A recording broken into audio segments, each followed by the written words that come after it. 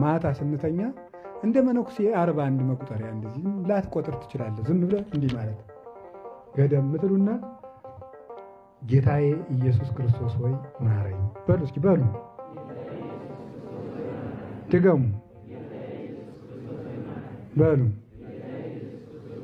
ከዛ እንቅልፋችሁ እስከሚመጣ ድረስ እንደዚህ በሉ። ተጋድማችሁ ዝም ብላችሁ ማለት ነው። ከዛ እንደዚህ እያላችሁ ተኙ። ከዛ ጠዋትም ሌላ ጸሎት ልትጀምሩ ስትሉ እንደዚህ በሉና ጸሎታችሁን ጀምሩ።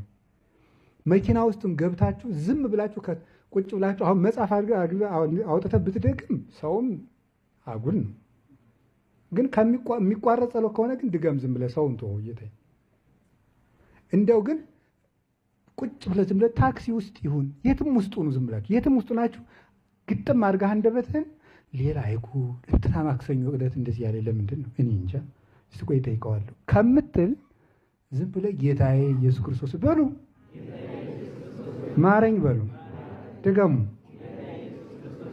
ድገሙ፣ እንደዚህ በሉ ዝም ብላችሁ። በቃ ሰዎች ያሉንን ነገር ትታችሁ እንደዚህ ስትሉ በቃ ክርስትና ማለት የክርስቶስን ፍቅር በትክክል ማሰብ ፊል ማድረግ ማለት ነው። የክርስቶስን ፍቅር ማሰብ መቻል፣ እሱን ማሰብ፣ እሱን የቀን ኑሮ ማለት የቀን ውሎ የኑሮ መርህ ማድረግ ማለት ነው።